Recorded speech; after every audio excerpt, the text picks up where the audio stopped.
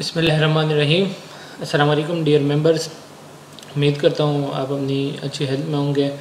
तो आज की जो प्रोडक्ट ट्रेनिंग होगी, आज का जो प्रोडक्ट ट्रेनिंग सेशन होगा वो होगा टियांशी चिटोसान कैप्सूल्स पे।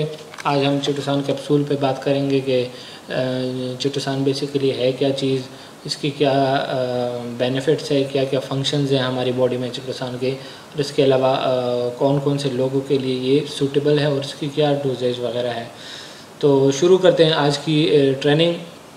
टॉपिक है हमारा टियांशी चिटोसान कैप्सूल। तो सबसे पहले तो डिस्कस करें कि चिटोसान बेसिकली है क्या चीज़, व्हाट इज़ चिटोसान। तो chitosan is a type of carbohydrate. जिस तरह इम्पॉर्टेंट न्यूट्रिएंट्स हैं, प्रोटीन्स, विटामिन्स, मिनरल्स वगैरह, तो इसी तरह कार्बोहाइड्रेट भी एक न्यूट्रिएंट है। और ये चिटोसान जो है ये फिर कार्बोहाइड्रेट की फर्दर एक टाइप है पॉलीसेकेराइड। तो यूजुअली चिटोसान जो है वो हमारी बॉडी में नहीं पाया जाता, बाहर से हम मुख्तलिफ जो फूड है उसके थ्रू लेते हैं या बाकी और चिटोसान के सप्लीमेंट्स जो है वो लेते हैं। तो जिस तरह मैंने जिक्र किया, it is a type of carbohydrate की एक किस्म है। और कौन सी है कार्बोहाइड्रेट? पॉलीसेकेराइड्स, जो मुख्तलिफ़ किस्म के शुगर यूनिट्स जो होते हैं उससे मिलकर जो है ये बना है।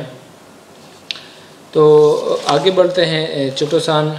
चिटोसान बेसिकली हमारी बॉडी में परफॉर्म मुख्तलिफ़ ऑर्गन्स जो होते हैं उन पे मुख्तलिफ जितने भी ऑर्गन्स हैं हर ऑर्गन का एक स्पेसिफिक फंक्शन होता है। तो चिटोसान क्या करता है, ये मल्टी ऑर्गन है, मुख्तलिफ ऑर्गन्स पे जाके एक्ट करता है और फिर उस ऑर्गन के करस्पॉन्डिंग जो फंक्शन है उसको जाके फिर इम्प्रूव करता है, बेहतर बनाता है। जिस तरह हमारे मुख्तलिफ़ किस्म के हेल्थ प्रॉब्लम्स जो हैं उसको सॉर्ट आउट करता है, जिनमें सबसे पहले ओबेसिटी को ये कंट्रोल करता है। ओबेसिटी बेसिकली जो हाई फैट्स के जो लोग होते हैं, ओबीज़ जो मोटापे का शिकार जो लोग होते हैं उनको जो है वो ये मदद देता है। कैसे? फैट्स की जो एब्जॉर्प्शन लेवल है, अब फैट्स का लेवल कैसे बढ़ता है, क्योंकि वो जो न्यूट्रिएंट्स ले रहे हैं वो उस तरीके से यूटिलाइज नहीं हो रहे हैं। वो न्यूट्रिएंट्स ले तो ज़्यादा मकदार में है लेकिन उसकी यूटिलाइजेशन नहीं हो रही। तो यूटिलाइजेशन जब नहीं होती फिर वो खुराक क्या होती है, वो फैट्स की शक्ल में मुख्तलिफ़ जगहों पे डिपॉजिट होती है, जमा होनी शुरू हो जाती है और फिर वो बंदा जो है वो ओबेसिटी का शिकार हो जाता है। तो चिटोसान क्या करता है, ये मुख्तलिफ़ तरीक़ों से आपके फ़ैट के लेवल को कम करता है। ये आगे हम डिटेल में भी डिस्कस करेंगे, लेकिन जो बेसिक जो इसका फंक्शन है वो यही है कि ये फ़ैट्स की एब्जॉर्प्शन को रोकता है। इसके अलावा जो कोलेस्ट्रॉल का लेवल भी इसी तरीके से जो है वो ये लो डाउन करता है, क्योंकि जो ओबीज़ पेशेंट्स होते हैं, ओबेसिटी के जो लोग होते हैं वो क्या, उनका कोलेस्ट्रॉल लेवल हाई होता है। तो जब आपका फ़ैट लेवल हाई हो, वो फ़ैट लेवल जब कम होगा तो कोलेस्ट्रॉल का लेवल भी कम होगा। इसके अलावा बाकी चीज़ें भी, बाकी ऑर्गन्स में भी ये फंक्शन करते हैं।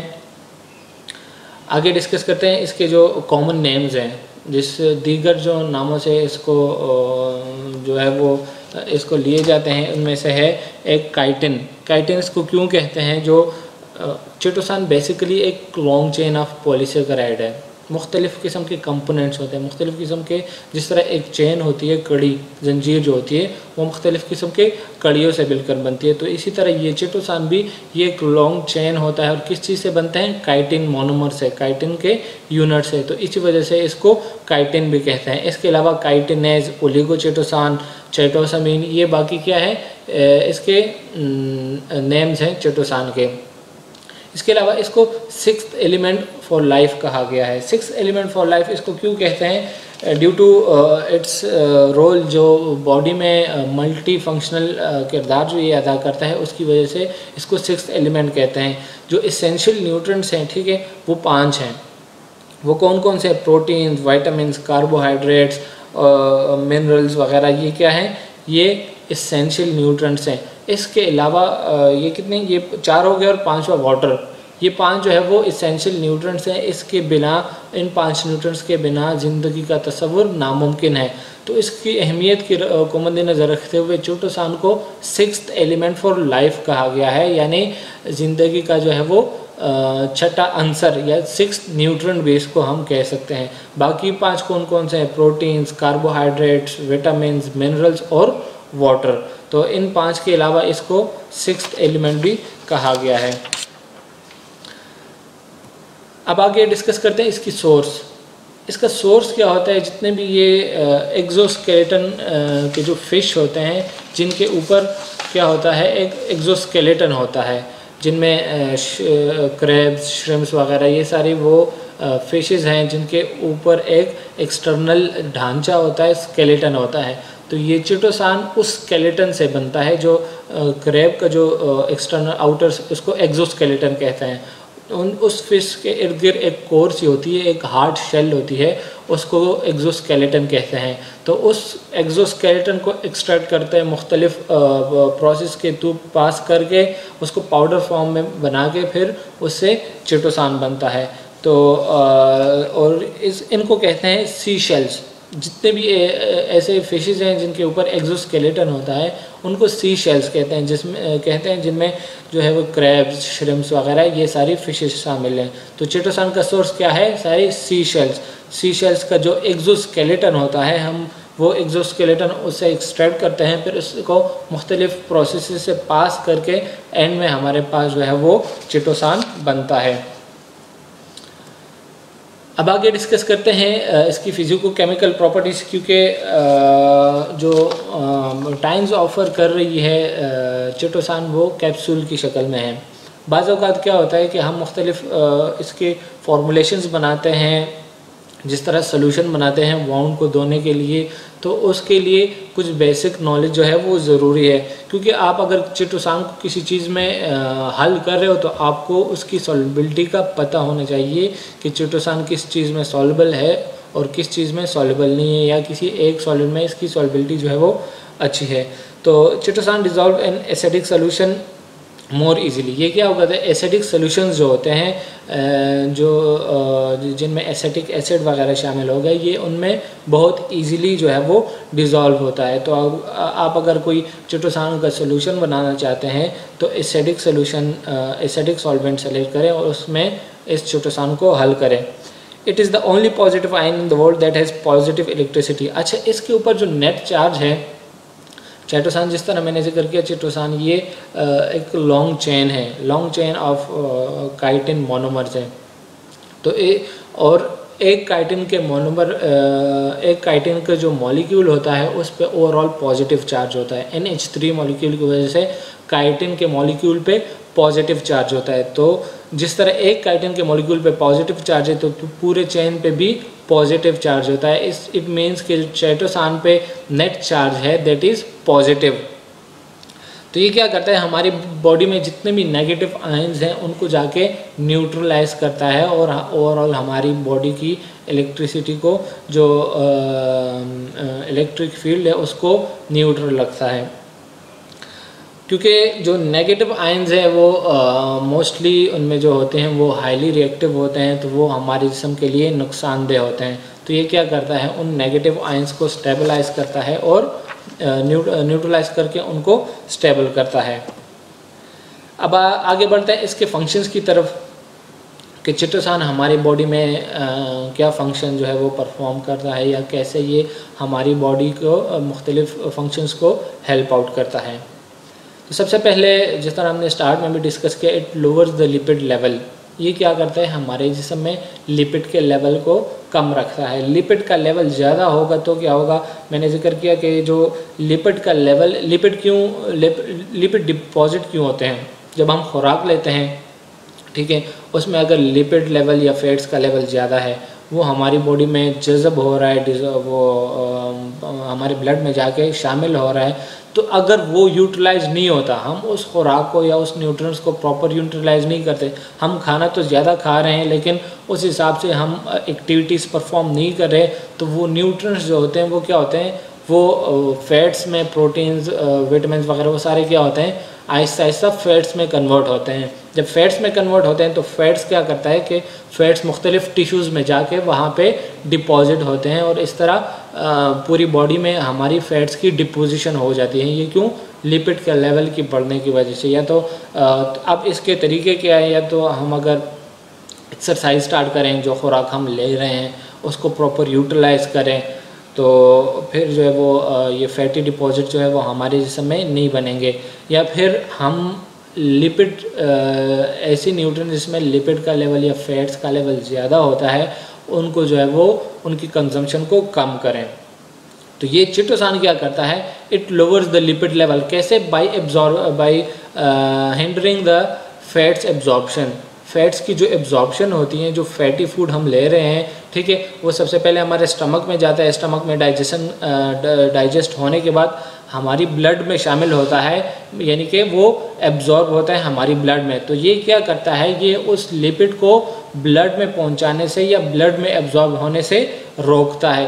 क्यों? क्योंकि इसकी जो शक्ल होती है चिटोसान की, वो बेसिकली एक नेटवर्क होता है। ये चेन जो होता है ये मुख्तलिफ वो इसका एक नेटवर्क बना हुआ होता है। तो फैट्स के मॉलिक्यूल उस नेटवर्क में इंट्रैप कर जाते हैं और वो फिर आगे एब्जॉर्ब नहीं होते। इसके अलावा ये क्या करता है? It controls blood sugar level.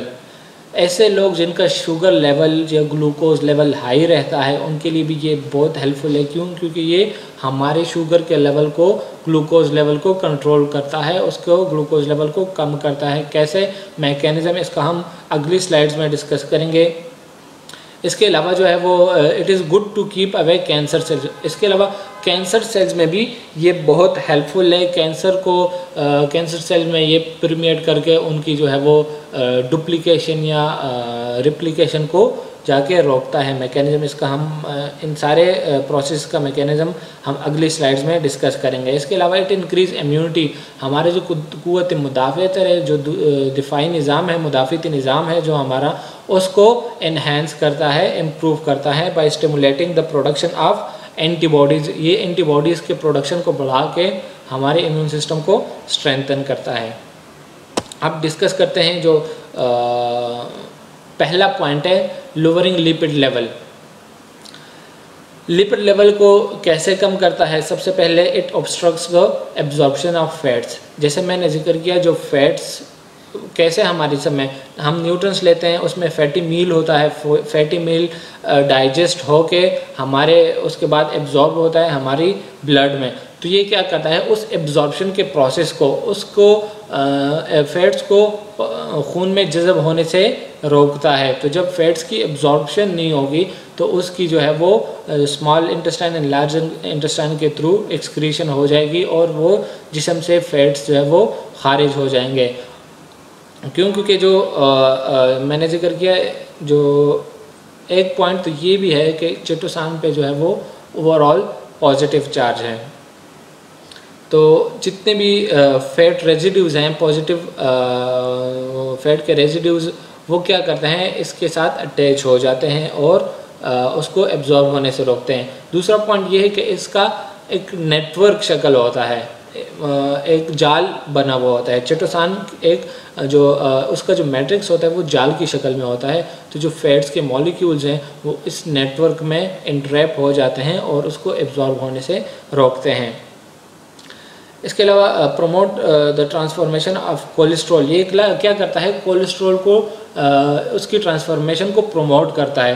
क्यों? क्योंकि जब हाई लेवल ऑफ कोलेस्ट्रॉल हमारे ब्लड में सर्कुलेट करते हैं तो वो मुख्तलिफ़ किस्म की जो कार्डियोवैस्कुलर डिजीज़ हैं वो पैदा कर सकते हैं। तो हमारे जिस्म में कोलेस्ट्रॉल का लेवल हाई नहीं होना चाहिए। फिर बॉडी में एक मैकेनिज़्म है, वो मैकेनिज़्म क्या करता है कि जिस चीज़ की ज़रूरत नहीं होती हमारी बॉडी को, तो वो दूसरे न्यूट्रिएंट में ट्रांसफॉर्म होता है। फॉर एग्ज़ाम्पल, अगर एक टाइम में प्रोटीन बॉडी में ज़्यादा है और प्रोटीन्स विटामिन जो अमाइनो एसिड्स हैं वो नहीं है और जिस्म को अमाइनो एसिड रिक्वायर्ड है, प्रोटीन नहीं रिक्वायर्ड, तो प्रोटीन ट्रांसफॉर्म होते हैं अमाइनो एसिड्स में।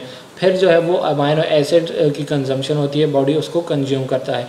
तो ये क्या करता है? जब कोलेस्ट्रॉल का लेवल हाई हो जाता है तो ये उसको ट्रांसफॉर्म करता है अदर न्यूट्रेंट्स में, प्रोटीन्स वगैरह में, या जो बल्कि कोलेस्ट्रॉल तो प्रोटीन में ट्रांसफॉर्म नहीं होता, ये high density lipoprotein and low density lipoproteins में ट्रांसफॉर्म होता है, यानी मेटाबोलाइज होके HDL और LDL में कन्वर्ट होता है।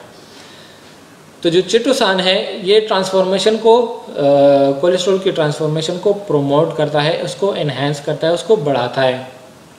जब उसकी कोलेस्ट्रॉल की ट्रांसफॉर्मेशन जो है वो एनहांस होगी तो हाई डेंसिटी लिपोप्रोटीन जो है, जिसको गुड कोलेस्ट्रॉल कहा जाता है, जो हमारी बॉडी के लिए हेल्पफुल है, उसका लेवल हाई होगा, और जो लो डेंसिटी लिपोप्रोटीन है उसका लेवल कम होगा। ये ट्रांसफॉर्मेशन में वो पाथवे फॉलो करता है जिसमें हाई डेंसिटी लिपोप्रोटीन बनते हैं, तो उसको बेसिकली जाके प्रोमोट करता है। इस वजह से HDL का लेवल हाई रहता है और LDL का लेवल ये कम रखता है। अब आगे डिस्कस करते हैं कंट्रोल शुगर लेवल। ये क्या करता है, हमारी बॉडी में ग्लूकोज का जो लेवल होता है उसको कंट्रोल रखता है, उसको नॉर्मल रखता है। मुख्तलिफ मैकेनिज़्म है, अभी एग्जैक्ट मैकेनिज़्म तो नोन नहीं है इसके बारे में कि कैसे ये ब्लड जो है वो ग्लूकोज लेवल को नॉर्मल रखता है, लेकिन अब तक जो स्टडीज़ है उसमें एक ये है कि ये लीवर की ग्लूकोन्यूजेनेसिस को कम करता है। अब ग्लूकोन्यूजेनेसिस क्या है?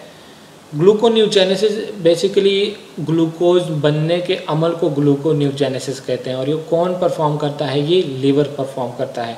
जब हमारी बॉडी में एक मैकेनिज़्म है, मैंने डिस्कस किया कि जिस न्यूट्रन की कंसंट्रेशन कम होती है तो एक फीडबैक मैकेनिज़्म के थ्रू उस रिस्पेक्टिव ऑर्गन में मैसेज जाता है कि ये न्यूट्रन कम हो गया है तो आप इसकी प्रोडक्शन को बढ़ाओ।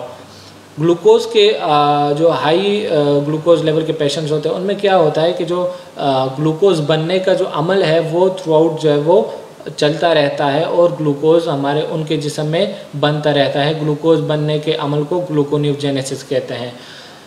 तो ये चिटोसान क्या करता है, ये जो ग्लूकोज बनने का जो अमल है जो लीवर परफॉर्म करता है, लीवर जो ग्लूकोन्यूजेनेसिस परफॉर्म करता है उसके लेवल को, उसकी इंटेंसिटी को कम करता है। जब ग्लूकोन्यूजेनेसिस नहीं हो रही तो ग्लूकोज नहीं बनेगा, मतलब ग्लूकोज का लेवल जो है वो कम रहेगा, कंट्रोल में रहेगा।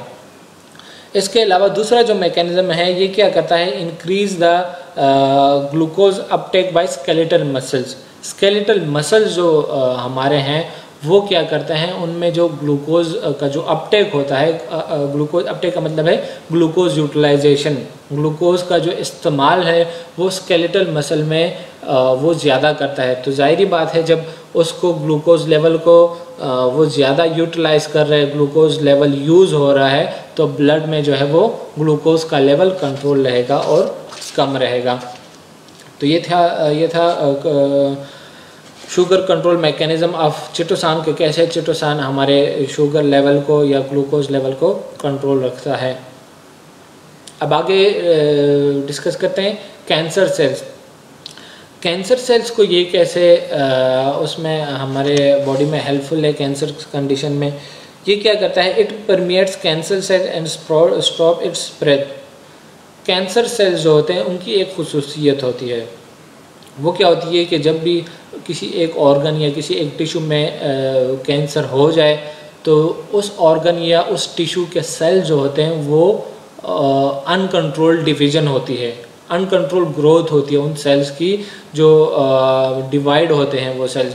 एक तो हमारी बॉडी में नेचुरल प्रोसेस भी है, सेल डिवीज़न एक नेचुरल प्रोसेस भी है, लेकिन कैंसरस कंडीशन में क्या होता है, वो डिवीज़न जो होती है वो अनकंट्रोल्ड होती है। जो सेल्स एंड में बनते हैं तो वो फुली डेवलप नहीं होते, उसमें मुख्तलिफ़ किस्म के प्रोटीन्स जो बनते हैं या एंजाइम्स जो बनते हैं वो फुली डेवलप नहीं होती, और उनमें एक और ख़ासियत ये होती है कि वो रैपिडली क्या होते हैं, डिवाइड होते हैं। नॉर्मल जो सेल डिवीज़न है और कैंसरस कंडीशन में सेल डिवीज़न में क्या होता है कि कैंसरस कंडीशन जो है वो जल्दी जल्दी रिप्लिकेट हो रहे होते हैं।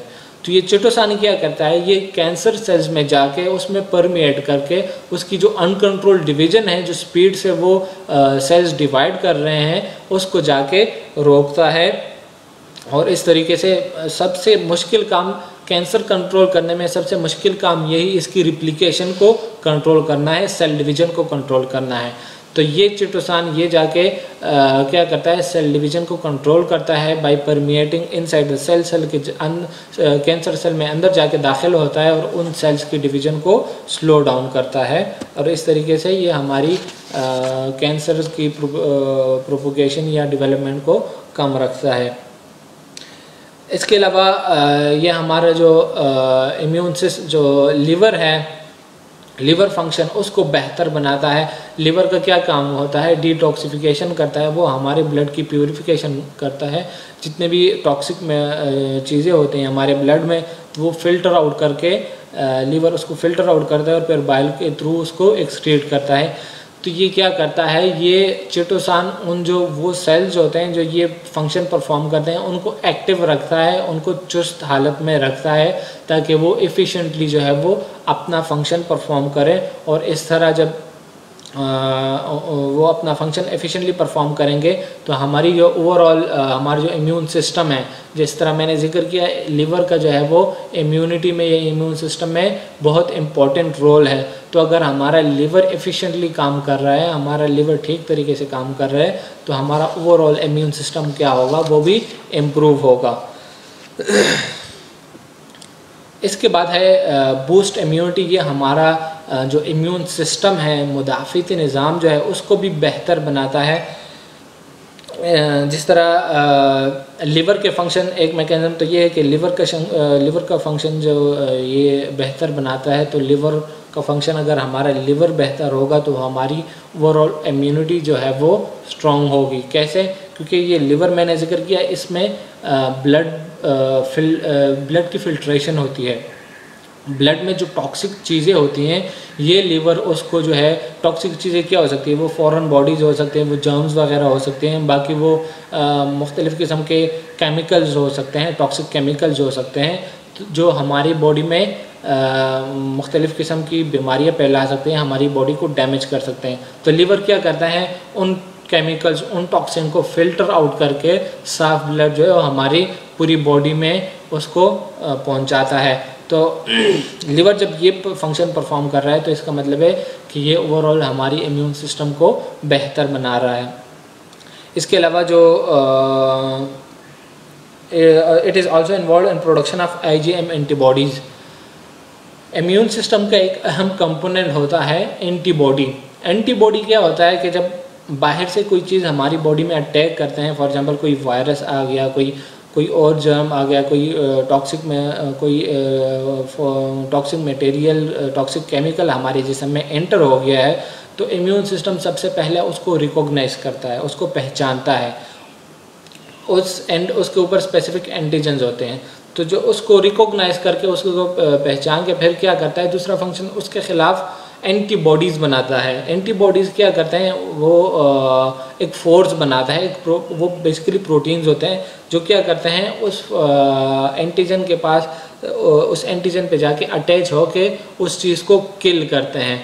तो ये चिटोसान क्या करता है, IgM एंटीबॉडीज़ होते हैं, ये एक टाइप ऑफ एंटीबॉडीज़ की भी मुख्तलिफ़ किस्में हैं, IgG, IgM, IgE, मुख्तलिफ़ कंडीशंस में मुख्तलिफ़ किस्म के एंटीबॉडीज़ जो है वो प्रोड्यूस होते हैं। तो ये चिटोसान क्या करता है, ये IgM एंटीबॉडीज़ को उसकी प्रोडक्शन में हेल्पफुल है और उसकी प्रोडक्शन को प्रमोट करता है, और इस तरह ये ओवरऑल हमारा जो मुदाफ़ती निज़ाम है, जो इम्यून सिस्टम है, उसको बेहतर बनाता है। इसके अलावा it absorb and remove heavy metals. जो हैवी मेटल्स होते हैं, ठीक है, वो क्या करते हैं, हैवी मेटल्स को सबसे पहले डिस्कस करते हैं। हैवी मेटल्स होते क्या हैं? हैवी मेटल्स वो मेटल्स होते हैं जो जिनका एटॉमिक मास जो है वो बहुत ज़्यादा होता है, यानी कि वो बहुत हैवी होते हैं, हमारी जिस्म को वो मुख्तलिफ़ तरीक़ों से डैमेज करते हैं। तो और ये कौन कौन से organs, specifically brain, lungs and kidneys और लिवर, इन ऑर्गन्स को जाके ये हैवी मेटल्स, क्योंकि के होते छोटे साइज़ में मेटल्स, ज़ाहिरी बात है छोटे होते हैं और उनका मास जो है वो बहुत ज़्यादा होता है, वो उस ऑर्गन पे हैवी होते हैं। तो इसीलिए जाके उसको डैमेज करते हैं। अब ये क्या करता है, चिटोसान जो है उनको रिमूव करता है। कैसे भाई, एक तो ये कि मैंने इसका स्ट्रक्चर जो होता है वो नेटवर्क लाइक स्ट्रक्चर है, जाल नुमा शक्ल है इस चिटोसान की। तो जो हैवी मेटल्स होते हैं वो इजीली उस जाल में जो पोर्स होते हैं उसमें इंट्रैप हो जाते हैं और उसको जो है वो एक्सट्रीट कर देते हैं और जिस्म में एब्जॉर्ब होने से रोकते हैं।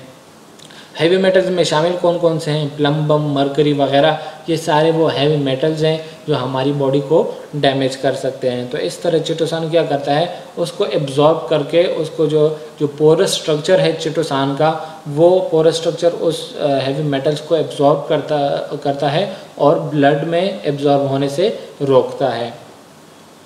इसके अलावा गुड फॉर डाइजेस्टिव अल्सरेशन, ये डाइजेस्टिव अल्सरेशन के लिए बहुत हेल्पफुल है। डाइजेस्टिव अल्सरेशन क्या है, जो हमारा स्टमक है, स्टमक भी नहीं बल्कि ये थ्रू जो डाइजेस्टिव ट्रैक है हमारा, एसोफेगस, फिर स्टमक, फिर स्मॉल इंटेस्टाइन, तो इसमें एक लाइनिंग होती है, एक लेयर होती है जिसे कहते हैं म्यूकस मेम्ब्रेन।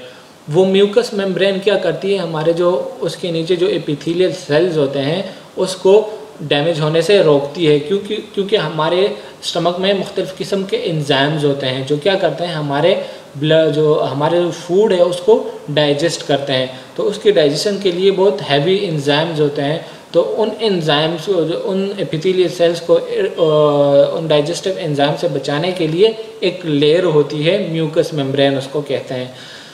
तो बाज़ औक़ात क्या होता है कि वो डाइजेस्टिव एंजाइम आपके जो म्यूकस मेम्ब्रेन होता है उसको डैमेज करना शुरू कर देते हैं। तो उसको डैमेज करते करते पूरा म्यूकस मेम्ब्रेन को डैमेज कर देते हैं। फिर अगर डैमेज सीवियर हो गया तो क्या होता है, जो उसके म्यूकस मेम्ब्रेन के नीचे एपिथेलियल सेल्स होते हैं उसको डैमेज करते हैं।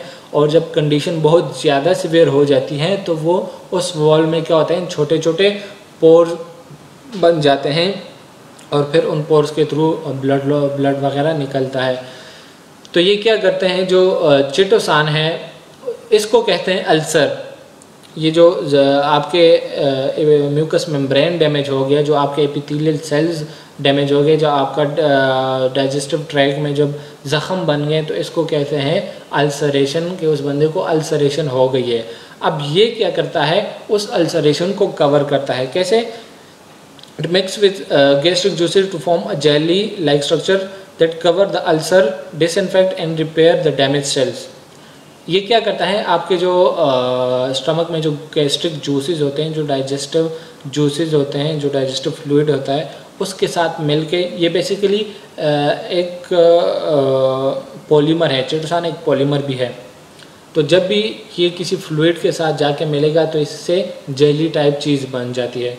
तो जब हम चिटोसान ले रहे हैं वो हमारे स्टमक में पहुंच गया, स्टमक में डाइजेस्टिव जूसेस होंगी, डाइजेस्टिव फ्लूइड होगा, उस फ्लूइड के साथ मिलके क्या होता है, एक जेल टाइप चीज़ बन जाती है, एक जेल टाइप विस्कस फ्लूइड बन जाता है। तो वो क्या करता है, वो विस्कस फ्लूइड उस ज़ख़म को कवर अप कर जाता है, उसको जो अल्सर है उसको कवर कर देता है, और जो डैमेज कॉज हुआ है, जो एपिथेलियल सेल्स डैमेज हो गए हैं, तो उन डैमेज को भी, उस डैमेज को रिकवर करता है और सेल की रीजनरेशन में, जो डैमेज सेल्स होते हैं उसकी रीजनरेशन में हेल्पफुल है।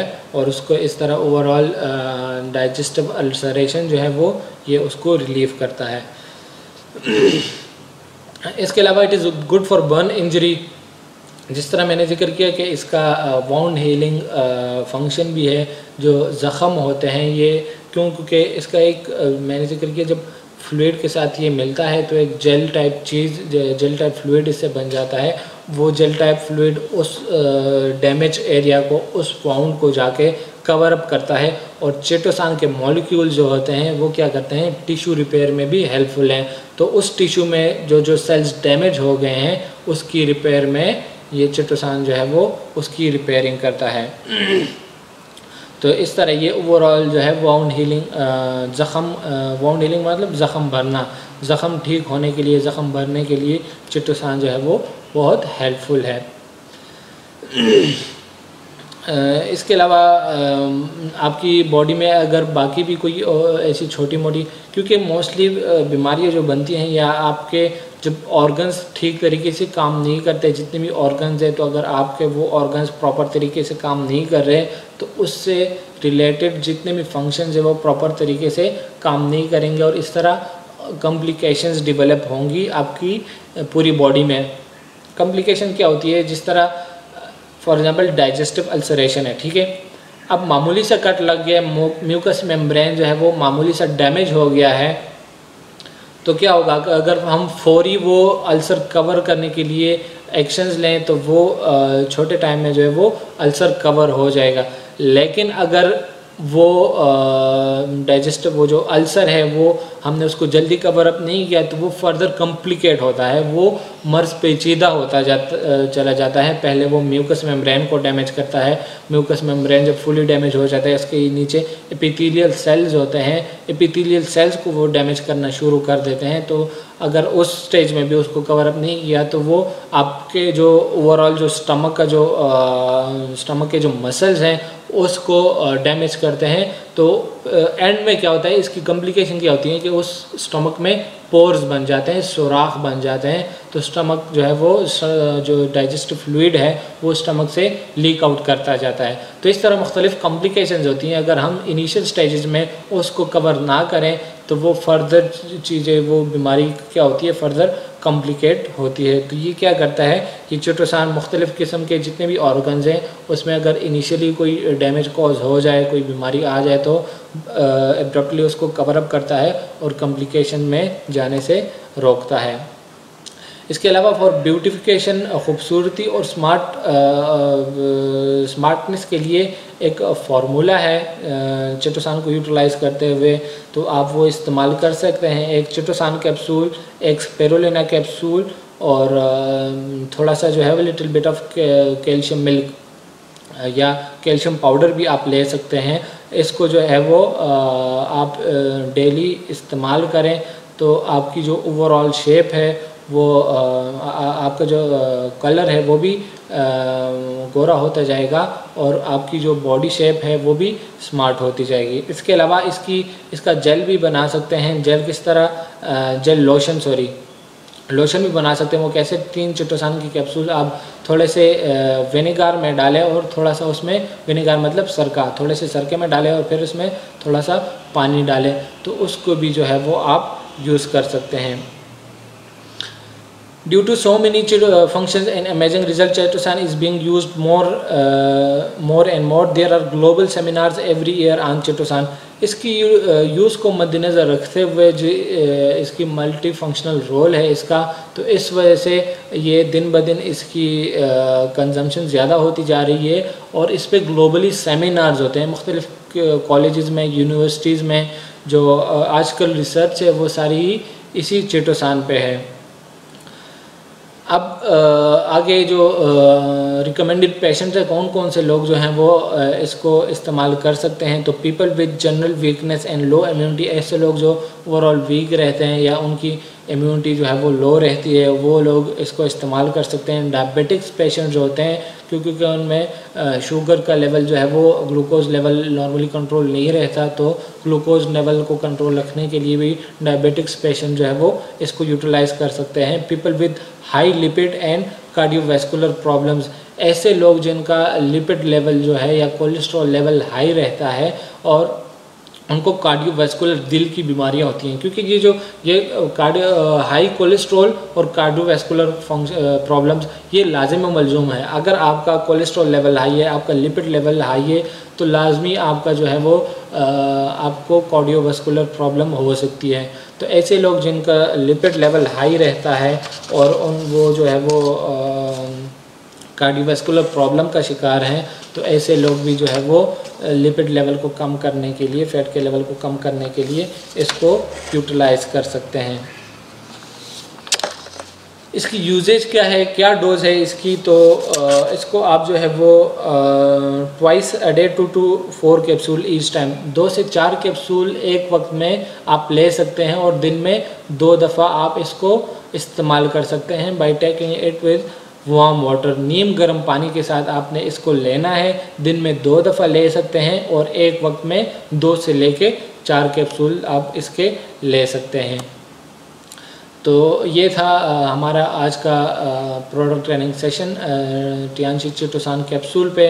आज हमने क्या डिस्कस किया, चिटोसान कैप्सूल के इसका सोर्स क्या है, किस चीज़ से चिटोसान बनता है, फिर हमारी बॉडी में इसका क्या रोल है, क्या फंक्शन परफॉर्म करता है, क्या क्या बेनिफिट्स हैं चिटोसान लेने के, और इसके बाद हमने क्या डिस्कस किया, उनका जो मैकेनिज़्म था वो डिस्कस किया, जो यूजेज है या जो डोज है वो डिस्कस की, और फिर जो लोग रिकमेंडेड पेशेंट है, रिकमेंडेड जो लोग हैं जो इसको ले सकते हैं, आज के टॉपिक में ये चीज़ें हमने डिस्कस की।